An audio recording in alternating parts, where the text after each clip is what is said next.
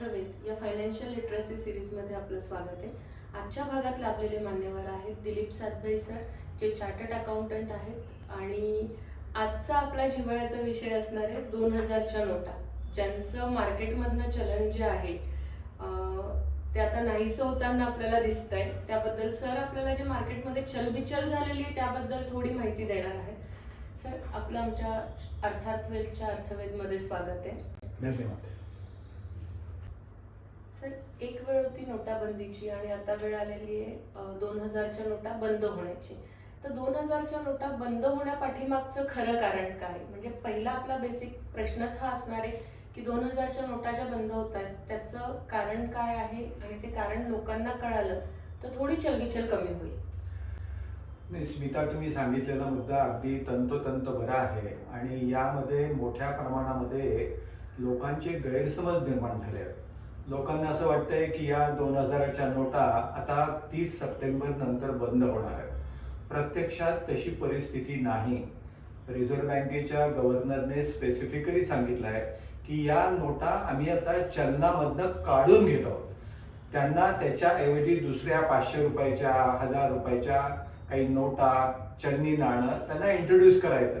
आणि म्हणून जे काही आता त्यांनी जी ऍक्शन जी घेतली आहे ती ऍक्शन चलनातून नोटा कमी करण्याची किंवा विड्रॉ करण्याची आहे. त्यामुळं 2016 साली जी काही नोटाबंदी आली होती आणि आत्ताची जी काही 2000 नोटांची जी काही चलनामधनं काढून घेण्याची जी प्रक्रिया आहे यामध्ये जमीन आसमानचा फरक आहे. आणि खरं सांगायचं झालं तर 19 मे 2023 रोजी आपल्या रिझर्व्ह बँक ऑफ इंडियाचे जे गव्हर्नर आहेत त्यांनी ही स्पेसिफिकली सांगितलं आहे की आम्ही या 2000च्या नोटा आता चलनातून काढून घेत आहोत. याचा अर्थ त्या बंद होत आहेत असं मुळीच नाही. आणि त्यांनी कालावधी पण आपल्याला दिलाय, 4 महिन्यापेक्षा जास्त कालावधी आपल्याला दिलाय. आणि त्या कालावधीमध्ये 30 सप्टेंबर 2023च्या अगोदर एक तर या नोटा बँकेत भरायच्या आहेत, नाहीतर नोटा बँकेत देऊन बदली करून घ्यायच्या आहेत. आता हे बदली करून घेताना जास्तीत जास्त नोटा किती असतील या संदर्भात आपण चर्चा करूया. पण बेसिक आपण याच्यात लक्षात घेतलं पाहिजे की या नोटा बंद झालेल्या नाहीत. तात्पुरत्या कालावधीसाठी त्यांनी त्या विड्रॉ केल्या आहेत. आणि 30 सप्टेंबर नंतर देखील जर तुमच्याकडे अशा नोटा राहिल्या तर त्या चलनी असणार आहेत. हा त्यातल्या त्यात एक महत्वाचा मुद्दा. सर, मग त्या चलनी ज्या असणार आहेत, आपण जे म्हणतोय की नोटा चलनी असणार आहेत, तर मग त्या जेवढ्या राहिल्या आहेत तेवढ्या चलनी असणार आहे, म्हणजे हे भरून एक्सचेंज करून घेणं कितपत गरजेचं आहे आता? तो पण मुद्दा महत्वाचा आहे. आपण त्या बाबतीत पूर्ण चर्चा करूया. पण आता सध्या जे पाहायचं ठरलं तर एक पक्की नक्की त्याच्यामध्ये एक लक्षात घेतली पाहिजे की या ज्या चलनी नोटा आहेत या 30 सप्टेंबर 2023 नंतर देखील चलनात उपयुक्त ठरणार आहेत. त्या नोटा बॅन झालेल्या नाहीत, बंद झालेल्या नाहीत. आजही आणि उद्याही त्या चालू राहणार आहेत. हा त्याच्यातला एक महत्वाचा मुद्दा लक्षात घ्या. आता सांगायचं ठरलं तुम्हाला की बा पूर्वीच्या नोटाबंदीमध्ये आत्ताच्या या चलनी विड्रॉल मध्ये काय फरक आहे. तुम्हाला आठवत असेल 2016 मध्ये भारत सरकारच्या प्रधानमंत्र्यांनी 8 तारखेला एक जंगी घोषणा आतापर्यंतच्या इतिहासात कधी नव्हती झालेली अशी त्यांनी घोषित केली. आणि आपल्या चलनामध्ये असणाऱ्या 500 आणि 1000 रुपयाच्या नोटा जे 86% एकंदर चलनाच्या रकमे एवढी रक्कम होती ते त्यांनी रद्द केली. म्हणजे याची चलन जी व्यवस्था आहे ती बंद करण्यात आली. आणि त्यामुळं 15.56 लाख कोटी एवढी रक्कम अर्थव्यवस्थेमधनं गायब होण्याची शक्यता निर्माण झाली. त्या मानाने आता जर तुम्ही पाहिलं तर ही जी काही विड्रॉल ऑफ 2000 नोटा आहे ती याची रक्कम आजच्या तारखेला 3,62,000 लाख कोटी आहे. म्हणजे साधारणतः पूर्वीचं जे 86%चं जे प्रमाण होतं ते आजच्या दृष्टीने पाहायचं ठरलं तर 10.8% आहे. म्हणजे अगदीच नाममात्र आहे. आणि कंपॅरिझन करायची ठरली तर पूर्वीच्या मानाने 1/पंचमांश फक्त नोटा या चलनातनं काढून घेतल्या जाणार आहेत. आणि म्हणून जेव्हा हा निर्णय रिझर्व्ह बँक ऑफ इंडियाच्या गव्हर्नरांनी घोषित केला त्यावेळेला सगळ्यांच्या जुन्या स्मृती जागृत झाल्या. कारण त्यावेळेला तुम्हाला आठवत असेल किती मोठा लांब क्यू लागत होता, पैसे मिळणार का नाही, आपल्याकडे ब्लॅक पैसे आहेत का व्हाईट पैसे आहेत. ब्लॅकचे व्हाईट होणार का नाही, आपल्याला पैसे मिळणार का नाही, आणि ज्येष्ठ नागरिकांना जी काही कुचंबणा त्यावेळेला सोसावी लागली होती त्या प्रमाणात आता काय आपल्याला करायला लागणार का काय, असा एक संभ्रम निर्माण झाला होता. पण रिझर्व्ह बँक ऑफ इंडियाच्या गव्हर्नरांनी यावेळेला स्पेसिफिकली सांगितलंय या नोटा बंद केलेल्या नाहीत, फक्त रिझर्व्ह बँकेच्या चलनातनं त्या विड्रॉ करण्यात येत आहे. त्याच्याऐवजी 500च्या 1000च्या नोटा चलनामध्ये आणल्या जाणार आहेत. आणि म्हणून हे जे काही महत्वाचा मुद्दा जो आहे किंवा हे नोटाबंदी 2 आहे का, तर उत्तर त्याचं नाही असंच आहे. फक्त चलनातनं या नोटा मागे घेण्यात आलेल्या आहेत रिझर्व्ह बँक ऑफ इंडियाने, हाच त्याचा एक मतितार्थ आपण काढायला काय हरकत नाही. पण सर मग जर चलनातनं मागे घेण्यात आलेल्या आहेत याचा अर्थ असा झाला की बंद करण्यात आलेल्या नाही, बरोबर. पण आता ज्या 2000च्या नोटांचा व्यवहार जागोजागी चाललेला आहे की जसं समजा की लोकांमध्ये जो संभ्रम तयार झालेला आहे की आता याचं काय करायचं, आपल्याकडे खूप साऱ्या नोटा आहेत, किंवा काही लोकांचे व्यवहार जे असतात ते कॅशमध्ये असतात, मग 2000च्या नोटा जास्त साठवल्या गेल्या, मग ह्या नोटा चलनात आता जास्त येतील मार्केटमध्ये, की आता जसं इलेक्ट्रॉनिक्स मार्केट आहे आणि बाकीचं जे काही मार्केट आहे त्यामध्ये, तर त्या मार्केटमध्ये या 2000च्या नोटा किंवा बिझनेसेसमध्ये येण्याचं शक्यता जास्त आहे. तर असं म्हणता येईल का की बिझनेसेसमध्ये नोटा आल्यानंतर तर तो फायदा असणार आहे, मार्केटमध्ये पैसा येईल ह्या दृष्टीने? नाही, आता याच्यात कसं आहे, 2 भाग याच्यात लक्षात घेतले पाहिजे की जे 2000 नोटाला आपली लायबिलिटी मानतात आणि दुसरा जो भाग आहे तो या 2000 नोटांना आपली ऍसेट मानायला. म्हणजे आता तुम्ही जर विचार केला तर मुंबईच्या गोल्ड बाजारामध्ये 67 ते 70 हजार रुपये एवढा 10 ग्रॅमला सध्या या नोटाच्या बदल्यात देण्याचा सोन्याचा भाव ठरलेला आहे. याचा अर्थ असा की हे जे काही सराफ आहेत किंवा हे जे काही आपण त्याला गोल्ड स्मिथ इंग्रजीमध्ये म्हणतो, हे आजही ह्या 2000 रुपयाच्या नोटा घ्यायला तयार आहेत. त्यामुळे तुमच्याकडे कितीही मोठा जरी साठा असला तरी या गोल्ड बाजारामध्ये हे 67 ते 70 हजार रुपये, आजचा रेट खरा पाहायला गेला तर तो 50-60 हजाराच्या दरम्यानच आहे, पण 10,000 रुपये जास्त घेऊन यामध्ये हे जे काही सराफ आहेत हे मुंबईचे, आता पुण्यामध्ये आहेत का नाही त्याचा शोध घ्यायला लागेल, पण पुण्यामध्ये पण असे असणार. तर या पद्धतीने तुम्हाला 2000 रुपयाच्या नोटाचा जर मोठा साठा असेल, एकदम 500 कोटी रुपये आहेत, तर हे खर्च कसे करावे असा तुमच्या पुढे प्रश्न निर्माण होऊ शकतो. तर त्यासाठी 500 कोटी रुपये सोनं घेऊन ठेवलं तर ती फार मोठी रक्कम असेल असं नाहीये, कारण तो कमी भागामध्ये तो सोन्याचा साठा राहू शकतो. आणि मग त्याच्यातले 10 तोळे 20 तोळे 25 तोळे 100 तोळे जसे आपल्याला लागतील त्या पद्धतीने विकण्याचा या लोकांचा मनोदय असतो.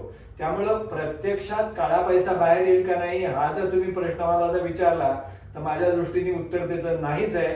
फक्त आता काही लोकांच्याकडे अवाजवी मोठ्या प्रमाणामध्ये जर पैसे असतील आणि त्यांना ते एक्सचेंज करता आले नाही तर मोठा थोडासा प्रॉब्लेम येण्याची शक्यता नाकारता येत नाही. पण हा झाला एक भाग की गोल्ड मार्केटमध्ये आजही या 2000 रुपयाच्या नोटा चलनी म्हणून ऍक्सेप्ट केल्या जात आहेत.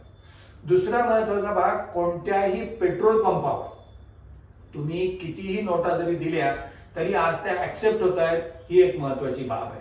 पुण्यामधल्या सर्व्हेमध्ये इन्कम टॅक्स डिपार्टमेंटने जो केला त्यामुळे त्यांना असं आढळलं आहे की सगळ्यात जास्त कुठून नोटा जर पुण्यामध्ये जर सापडल्या असतील तर त्या पेट्रोल पंप स्टेशनवर सापडल्या.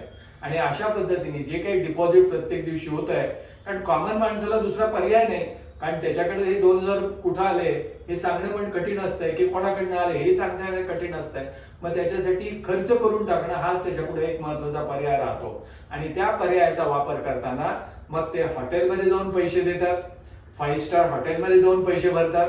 5 स्टार किंवा 7 स्टार हॉटेल सुद्धा आजही 2000 रुपयाच्या नोटा ऍक्सेप्ट करतायत किंवा तुमच्या पेट्रोल पंपाच्या आधारे करतायत किंवा छोटं मोठं सोन्याचे हिऱ्याचे दागिने 50-50 लाख रुपयाची खरेदी करतायत, असं इन्कम टॅक्स डिपार्टमेंटच्या सुद्धा निदर्शनाला आलाय. आणि म्हणून हे जे काही पैसे खर्च होत आहेत हे खर्च होत असताना कॉमन माणसाच्या दृष्टीने फार मोठा प्रॉब्लेम आहे असं मला तरी वाटत नाही. कारण त्याच्याकडे जरी 100 नोटा असल्या तरी 4 महिन्यापेक्षा जास्त कालावधी त्यांच्याकडे उपलब्ध आहे.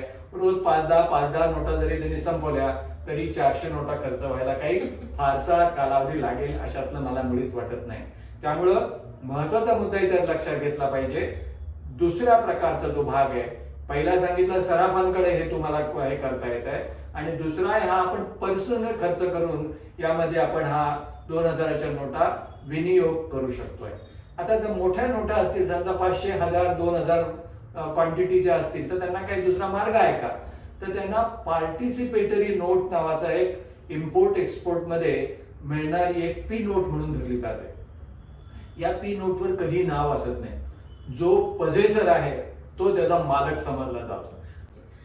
सर, पुढचा प्रश्न असा असणार आहे की 2000च्या नोटा चलनातनं मागे घ्यायच्या किंवा कमी करायच्या, हा निर्णय जो आहे हा आत्ताच का घेण्यात आला? म्हणजे आधी का नाही घेतला? जेव्हा नोटबंदी झालेली होती त्यावेळेस पण ह्या नोटा आलेल्याच होत्या नंतर. म्हणजे त्या बंद करून ह्या सुरू करायच्या आणि पुन्हा ह्या चलनातनं मागे घ्यायच्या, त्याचं कारण काय असणार? अगदी उत्तम प्रश्न आहे आणि याची उत्तरे फार आपल्याला विगतवारीने द्यायला हवं. तुम्हाला कल्पना असेल की 2016 मध्ये जेव्हा 86% एकंदर चलनातील रक्कम रद्द करण्यात आली होती, त्यावेळेला तेवढा पुरवठा रिझर्व्ह बँकेकडे नव्हता की जेणेकरून सर्व लोकांना सर्व पैसे देता येतील. आणि म्हणून एक टेम्पररी अरेंजमेंट म्हणून त्यावेळेला 1000च्या ऐवजी 2000 रुपयाचं चलन आपल्या अर्थव्यवस्थेमध्ये सुरुवात करण्यात आली होती. जेणेकरून 100च्या 20 नोटा देण्यापेक्षा 2000ची एक नोट देणं हे जास्त संयुक्तिक होणार होतं. आणि काळाची गरज म्हणून त्यावेळेला प्रत्यक्षात 2000ची नोट त्यावेळेला इंट्रोड्यूस करण्यात आली होती. पण ही तात्पुरती व्यवस्था होती, ही सरकारलाही माहित होतं आणि रिझर्व्ह बँकेलाही माहित होतं.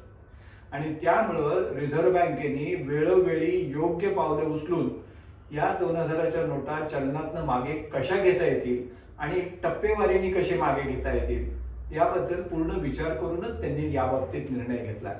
आता बात सांगायची झाली तर 2019 पासून या 2000 रुपयाच्या नोटाची छपाई ही थांबवण्यात आली होती. म्हणजे 2019 नंतर कोणत्याही परिस्थितीमध्ये 2000च्या नोटा छापण्यात आलेल्या नाहीत. आता तसं पाहिलं तर कोणत्याही नोटेचं आयुष्य हे 4 ते 5 वर्षापेक्षा जास्त असू शकत नाही.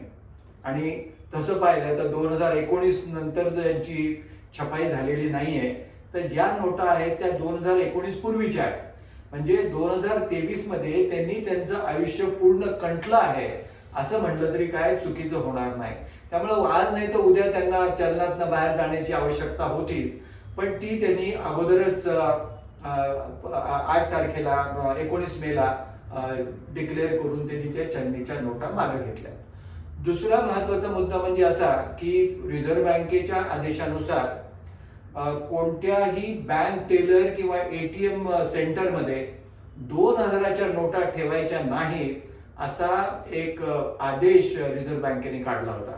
त्यामुळे कुठल्याही एटीएम मध्ये 2000च्या नोटा ठेवण्यात आलेल्या नव्हत्या.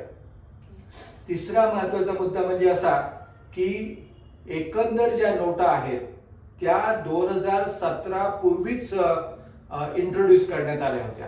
प्रत्यक्षात 2019 मध्ये छपाई थांबवण्यात आली, पण नोटा ज्या इंट्रोड्यूस केलेल्या होत्या पूर्वीच्या त्या 2017 अगोदरच्या होत्या आणि त्याचा एकंदर जो भाग होता तो साधारणतः 89% होता. 2018 मध्ये तुम्ही जर कंपॅरिझन पाहायचं ठरवलं तर 2000च्या नोटामध्ये साधारणतः 37.3% नोटा 2000च्या स्वरूपामध्ये होत्या आणि 2023 मध्ये त्या 10.7% होत्या. एकंदर जर नोटा 2018 मध्ये तुम्ही पाहिल्या तर 6,73,000 लाख कोटी म्हणजे एवढी 6.73 ट्रिलियन आणि मार्च 23 मध्ये 3.62 ट्रिलियन एवढी ती रक्कम त्याच्यामध्ये होती. त्याच्यातले 37.3 आणि 10.7% एवढी ही 2000 रुपयाच्या नोटाची क्षमता होती. आणि म्हणून त्यावेळेला असं ठरवण्यात आलं की बा आता 2-3 प्रकार आपले झाले आहेत, आता आपण योग्य मार्ग आखला पाहिजे. आणि त्यासाठी एक आणखीन मोदी सरकारने चांगलं पाऊल उचललं होतं आणि ती म्हणजे डिजिटल क्रांती. आणि या डिजिटल क्रांतीमध्ये UPI या कॅटेगरी खाली पेटीएम किंवा गुगल पे किंवा अदर UPI जे काही आहेत त्यांनी जी उत्क्रांती घडवली आहे त्या उत्क्रांतीमध्ये रिझर्व्ह बँकेला मोठा दिलासा मिळाला आहे असं रिझर्व्ह बँकेचे गव्हर्नर सुद्धा मान्य करतात. आपल्यालाही माहित असेल, मलाही जे अशक्य वाटत होतं एकेकाळी, किंवा रिक्षा ड्रायव्हर पेटीएम मार्फत पैसे घेईल किंवा भाजीवाला 4 रुपये जे आहे ते माझ्या गुगल पे द्वारे पैसे मागेल, हे मला कधी स्वप्नात देखील वाटलं नव्हतं. पण आता ते शक्य झालं आहे. इव्हन किरकोळ दुकानदार विक्रेते सुद्धा पैसे आणले नाही तरी चालतील, पेटीएम आहे ना, असा प्रश्न विचारत असतात. याच्यातनंच ती जी काही डिजिटल क्रांती भारतामध्ये जी झाली आहे, या डिजिटल क्रांतीने रिझर्व्ह बँकेला मोठा आधार दिला आणि त्यांच्या मनात एक नक्की आलं की बा जरी आपल्याकडनं पैसे कमी पडले तरी आता गुगल पे किंवा तुमचे UPI पेमेंट जे आहेत, या डिजिटल क्रांतीमुळं कोणत्याही परिस्थितीमध्ये पैसे कमी पडतील असं त्यांना मुळीच वाटत नाही. कारण रिझर्व्ह बँकेच्या मनात नेहमी होतं की 2000च्या नोटा काढल्या आणि जर 500च्या नोटा आपण देणार असू तर 2000च्या चौपट नोटा त्यांना तयार करायला लागणार. म्हणजे 2000ची 1 नोट इज इक्वल टू 500चे 4 नोट. त्यामुळं जेवढं पर्सेंटेज त्यांना करणं गरजेचं होतं ते त्यांनी अगोदरच आखून ठेवलं होतं. आणि म्हणून गेल्या काही दिवसात तुम्हाला आढळलं असेल की 1000 रुपयाचं नाणं त्यांनी आता चलनामध्ये आणलंय, 250 रुपयाचं नाणं त्यांनी चलनात आणलंय, 200 रुपयाचं नाणं त्यांनी आता चलनात आणलंय. याचं कारण एकच की प्रत्यक्षात या चलनाच्या द्वारे जी काही रोखता कमी पडेल ही या 1000 रुपयाच्या तुमच्या नाण्याने भरून निघेल, असं त्याच्या याच्यातलं महत्वाचा मुद्दा आहे. दुसरं महत्वाचं कारण यामध्ये लक्षात घेतलं पाहिजे की प्राप्तिकर विभागामार्फत जी काही छापेमारी होते त्या छापेमारीची गेल्या 3 वर्षाच्या जर तुम्ही फिगर पाहिल्या तर 2019-20 मध्ये जी काही रक्कम आहे ती 65.93 कोटी रुपये 2000च्या नोटांमध्ये सापडले. 2018-19 मध्ये 67.91 कोटी रुपये जे सापडले ते 2000च्या चलनी नोटामध्ये सापडले. 2020-21 मध्ये जे सापडले ते 43.22% नोटा या 2000 रुपयाच्या चलनी नोटातल्या होत्या. म्हणजे थोडक्यात सांगायचा हेतू असा की मेजर जो काही ब्लॅक मनी सापडला आहे छापेमारीमध्ये तो सर्वथा तुमच्या चलनी नोटाच्या मध्ये होता आणि त्यातला मेजर पोर्शन जो होता तो या 2000 रुपयाच्या नोटांमध्ये होता. असं म्हणायला हरकत नाही का मॅन्युफॅक्चरिंग इंडस्ट्री आपली इथे खूप अगदी बरोबर आहे. याच्यात एक आणखीन एक राजकीय कारण सुद्धा आपल्याला यामध्ये लक्षात घेतलं पाहिजे आणि ते राजकीय कारण म्हणजे या वर्षाच्या उत्तरार्धात मोठ्या 4-5 राज्यांमध्ये विधानसभेचे निवडणुका होणार आहे. आणि असा आतापर्यंतचा अनुभव आहे की निवडणुकांमध्ये रोख स्वरूपाचे व्यवहार एस्पेशली मतदारांमध्ये जे होतात ते मुख्यतः 2000 रुपयांच्या नोटांमध्येच होतात. आणि म्हणून असं त्यांच्यामध्ये ठरलं की मग जे काही आपण आता पैसे खर्च करतोय हे पैसे त्यामध्ये 2000 रुपयाच्या नोटामध्ये होत आहेत आणि त्याकडे आपण कानाडोळा केला पाहिजे असा त्याच्यातला एक संकेतिक भाग आपण याच्यामध्ये लक्षात घेतला पाहिजे. अगदी बरोबर सर. पण सर मला यात एक विचारायचं की या ठिकाणी आपण UPI बघतोय म्हणजे एकीकडे आपण म्हणतोय की डिजिटलायझेशनला आपण जातोय पण दुसरीकडे जर बघायला गेलो तर बँकांमधला रांगा संपत नाहीये. म्हणजे आता जर एक्झाम्पल आपण बघितलं तर सर्वसामान्य माणसाला ह्या गोष्टीचा प्रॉब्लेम येणार नाहीये 2000च्या नोटा कशा बदलायच्या, पण ज्याच्याकडे साठा आहे तो वेगवेगळे वेआउट्स शोधत राहणार आहे या गोष्टींसाठी. जसं बँकेत बाबा किती नोटा आपण द्यायला पाहिजे आणि किती आपल्याला मिळणार आहेत यात, तर त्याचं एक काही स्ट्रक्चर बँकांनी केलंय का? बँकांनी त्याचं स्ट्रक्चर नीट केलेलं आहे. रिझर्व्ह बँकेने सुद्धा त्यामध्ये निकष घालून दिलेले आहेत आणि त्यामध्ये 3 महत्वाचे मुद्दे आपण लक्षात घेतले पाहिजे. रिझर्व्ह बँकेचा निकष असा आहे की ज्यांच्याकडे पैसे आहेत त्याच्यातले 70% पैसे लोक बदलून घेणार आहेत. 30% जे काही पैसे आहेत ते बँकेमध्ये रिटेन होणार आहेत. याचा अर्थ जर आपण पाहायचा ठरला तर साधारणतः 1 लाख कोटी रुपयापेक्षा अधिक रक्कम ही बँकांमध्ये जमा होणार आहे. म्हणजे बँकांची सुदृढता यामध्ये मोठ्या प्रमाणामध्ये वाढणार आहे 30 सप्टेंबर नंतर. हा झाला भाग बँकांच्या दृष्टीने. आता जर सामान्य माणसाच्या दृष्टीने ज्याच्याकडे हा साठा आहे त्याच्या पुढे आणखीन 2-3 जे पर्याय आहेत ते पर्याय जर आपण विचार करायचे ठरले तर त्याच्या पुढे 2 महत्वाचे पर्याय म्हणजे एक तर तो चेंज करून घेऊ शकतो, त्याच्याबरोबर 25 लोक पाठवू शकतो. आता मी एखादं उदाहरण तुम्हाला सांगतो की एक मोठा धनाढ्य व्यापारी आहे पुण्यामध्ये, त्याच्याकडे 400 लोक काम करतायत.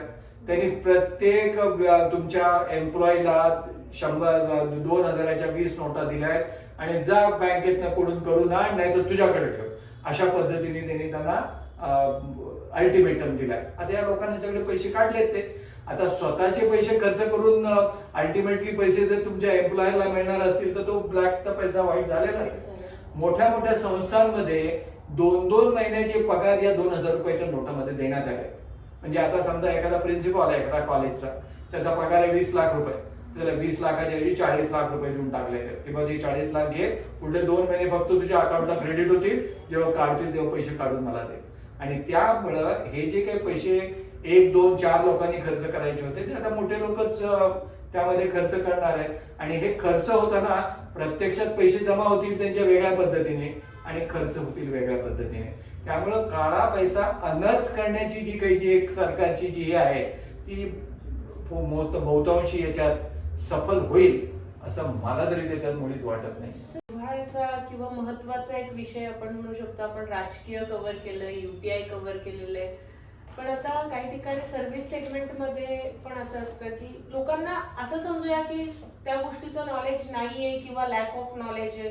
बऱ्याच वेळा असं होतं की ठीक आहे, सांगितलंय, नोटा दिल्यात आणि आपण अकाउंटला भरल्यात त्या ह्याच्यामध्ये. ओके, सो एका शिकलेल्या माणसाला त्यातली रिस्क कळू नये किंवा रिस्क माहितीये पण काय होईल, इन्कम टॅक्सच्या दृष्टीने ती स्क्रुटिनी येऊ शकते किंवा आपल्यावर कोणीतरी लक्ष ठेवून आहे या ठिकाणी, कोणी सांगितलंय की बाबा ह्या 10 नोटा तू बदल किंवा तुझ्या अकाउंटला इतक्या नोटा तू डिपॉझिट कर तिथे.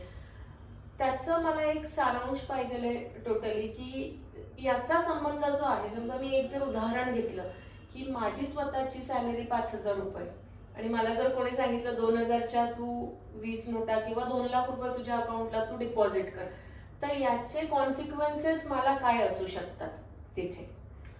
अगदी प्रॅक्टिकल क्वेश्चन तुम्ही विचारलाय आणि हा नेहमी आमच्या ऑफिसमध्ये तरी जे काही लोक येतात त्यांच्या मनात हा नेहमी प्रश्न असतो. तर याच्यात महत्वाचा मुद्दा आपण लक्षात घेतला पाहिजे की त्यावेळेला त्याचा स्रोत तुमच्याकडे आहे का नाही हे अगोदर आपण तपासून पाहिलं पाहिजे. आता 2 लाख रुपये रक्कम ही तशी फारशी मोठी नाहीये. मला आठवतं मी ज्या वेळेला नोटाबंदीचा 2016 मध्ये जो निर्णय झाला होता त्यावेळेला आमच्या पत्नीने 1,42,000 रुपये त्यांच्या खजिन्यातनं काढून मला दिले होते, जे मला कधी माहित नव्हते. आता प्रश्न याच्यातला असा होता, हा काळा पैसा आहे का? तर उत्तर त्याला नाहीये, कारण याच्यातला महत्वाचा मुद्दा मीच दिलेले पैसे तिने ठेवलेले होते, तिला काही आईने तिचे पैसे दिले होते. आता ते संपूर्ण प्रूव्ह करणं कठीण काम होत आहे. पण इन्कम टॅक्स डिपार्टमेंटनी जे मी 1,42,000 रुपयाचे जे काही पैसे तिच्या नावाने भरले होते त्याला पूर्ण मान्यता दिली. जेव्हा मी तिला हे सांगितलं की भाई अशी अशी परिस्थिती आहे, हे मी पैसे दिलेत, कधी दिले मला माहित नाही आणि तिने का ठेवले हे मला माहित नाही, खर्च झाले म्हणून सांगितले असंही तिने मला सांगितलं. मग असं असताना हा पैसा आज जर वर आला तर अशा पद्धतीचं जर काही तुमच्याकडे स्रोत असेल की बाय 2,000 रुपयाच्या नोटा ज्या आहेत त्या माझ्या पत्नीने रखून ठेवल्या होत्या, हे माझ्या सासूबाईने दिल्या होत्या आणि आज त्या सासूबाई नाही आहेत किंवा सासरे नाही आहेत आणि ते पैसे मी माझ्याकडे जपून ठेवले होते, असं म्हणून जर तुम्ही त्याच्यात जर काही डिफेन्स घेतला तर मला असं वाटतं की याच्यातनं बाहेर पडायला तुम्हाला 100% वाव आहे आणि त्याच्यातनं तुम्हाला बाहेर पडता येऊ शकेल. पण अशा काही गोष्टी असू शकतात की आता 2 लाखच्या ऐवजी तुम्ही 10 लाख रुपये बँकेत भरले, तर यामध्ये तुम्हाला मार्ग उत्तर शोधून काढणं त्या मानाने डिफिकल्ट आहे. आता याच्यात तुम्हाला असं सांगायला पाहिजे की बा मी हा बिझनेस करत होते, या बिझनेसमध्ये मला हे सर्व पैसे मिळाले आहेत आणि जर बिझनेसमध्ये जर पैसे मिळाले असतील तर 30% दराने जे काही तुम्हाला पैसे तुम्हाला मिळाले आहेत ते कुठल्या तरी व्यवसायाच्या संदर्भातले आहेत किंवा इतर कोणत्याच्या संदर्भातले आहेत असं सांगून 30% टॅक्स भरून त्याच्यावर उपकर 4% भरून तुम्हाला त्यातून बाहेर पडता येऊ शकेल. आता जे काही मी तुम्हाला सराफांचं उदाहरण सांगितलं किंवा पेट्रोल पंपवाल्यांचं जे उदाहरण सांगितलं, हे लोक काय करणार आहेत हे सांगणार आम्हाला हे व्यवसायातनं मिळालेलं उत्पन्न आहे आणि ते आम्ही भरतोय, त्याच्यातनं जो काही प्रॉफिट होणार आहे तो प्रॉफिट आम्ही 30%नी त्याच्यावर टॅक्स भरणार आहोत. आणि अशा पद्धतीने तुमच्या व्यवसायामधले आलेले पैसे रक्कम जर तुम्ही म्हणालात तर याच्यातनं बाहेर पडणं शक्य आहे. तथापि इन्कम टॅक्स ऍक्ट मध्ये 69A नावाचं एक कलम आहे आणि त्या कलमामध्ये जर तुम्हाला त्याचा स्रोत सांगता आला नाही तर जेवढा कर असेल त्याच्या दुप्पट कर म्हणजे 60% कर, त्यावर 25% अधिभार म्हणजे 25% 60% म्हणजे 75% अधिक उपकर 4% एवढा तुम्हाला भरायला लागू शकतो. त्या व्यतिरिक्त 100% एकंदर टॅक्सच्या दंड पण लागू शकतो. किमान त्यापेक्षा जास्त लागू शकतो पण किमान दंड तेवढा लागू शकतो. ही प्रावधान आहे कलम 69A चं. या व्यतिरिक्त 269 ST&T खाली तुम्हाला आढळेल की 2 लाख रुपयावरच्या जी काही रक्कम असतील त्या अकाउंट पे चेकनेच करायला लागतात आणि जर तुम्ही त्या रोख स्वरूपामध्ये केल्या तर तेवढ्याच रकमेचा तुम्हाला दंड होऊ शकतो. म्हणजे हे 2 वेगवेगळे सेक्शन्स आहेत पण वेगवेगळ्या याच्या कलमाखाली या शिक्षा होऊ शकतात. हा पण मुद्दा त्यामध्ये लक्षात घेतला पाहिजे. एकाच गोष्टीसाठी 2 वेगळ्या शिक्षा होऊ शकतात त्या ठिकाणी, म्हणजे कलम वेगळे. त्या व्यतिरिक्त तुम्ही जो काही सर्व्हिस दाखवली असेल किंवा तुम्ही जो काही माल विकला असं दाखवलं असेल त्यावर तुम्हाला जीएसटी पण भरावा लागणार आहे. कारण ती रक्कम जी आहे ती त्या जो काही जीएसटी लागू असेल त्या दरापासून 18% पर्यंत किंवा 28% पर्यंत तेवढा टॅक्स आणखी लागू शकतो. म्हणजे थोडक्यात सांगायचं म्हणजे इन्कम टॅक्सही भरायला लागेल आणि जीएसटी देखील भरावा लागेल. जर तुम्ही जीएसटीच्या ब्रॅकेटमध्ये तुम्ही असाल तर त्याप्रमाणे तुम्ही ठरवलं पाहिजे की यामध्ये आपण उडी टाकायची आहे का नाही आणि त्यामध्ये आपली जोखीम किती आहे, रिस्क लायबिलिटी किती आहे हे तुम्ही त्यामध्ये तपासलं पाहिजे.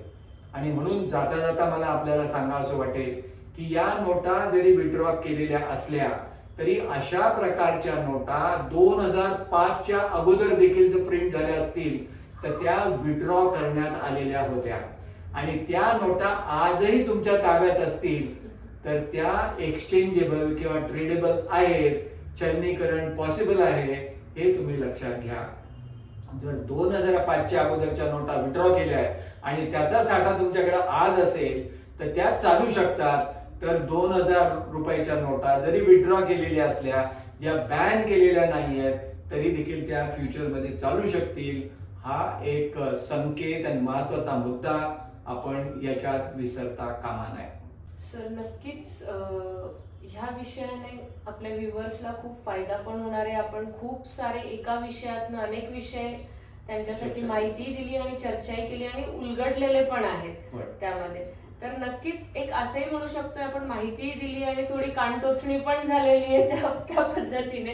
त्यानंतर इन्कम टॅक्सचा कोणत्या ठिकाणी अप्लिकेबल होतोय हेही बऱ्याच लोकांना जे माहित नाहीये तेही माहिती झालेलं आहे. म्हणजे उद्या उठून कोणाला नोटीस आली पण तर तो कलम त्यांना असं नसणार आहे की माहित नाहीये त्यातला. सर खूपच सुंदर माहिती दिलेली आहे आणि या माहितीसाठी खरंच खूप खूप धन्यवाद. अर्थात वेल्थकडनं आणि अर्थवेधकडनं धन्यवाद. जाता जाता नक्कीच एक सांगेन की नोटाबंदीमध्ये ज्या लोकांना पैसे प्रूव्ह करता आले नाहीत त्यांना 137% पर्यंत प्राप्तिकर लागलेला आहे. त्यामुळं काळजीपूर्वक व्यवहार करा असाच मी संदेश या निमित्ताने देऊ इच्छितो. धन्यवाद. थँक्यू.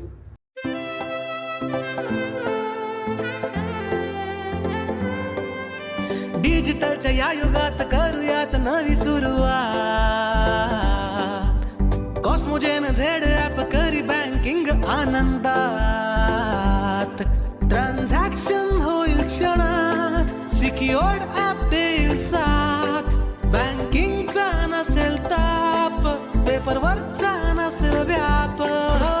युजर फ्रेंडली इझी सोपे Cosmogen Z app. Cosmogen Z app. Cosmos cooperative bank, जीवन करा समृद्ध.